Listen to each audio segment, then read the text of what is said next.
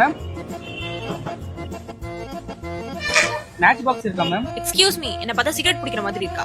Ma'am இல்ல ma'am, விளக்கேத்துறவங்க match box வச்சுப்பாங்களா, அதான் கேட்டேன். விளக்க மாதிரி பிஞ்சு போயிடும். வெளியே வந்தாடா விளக்கேத்துவாங்க. சாரி மேம், நான் கொஞ்ச நாள் டிப்ரெஷன்ல இருக்கேன், அதான் யார்கிட்ட எப்படி பேசணும்னு தெரியல. Sorry ma'am.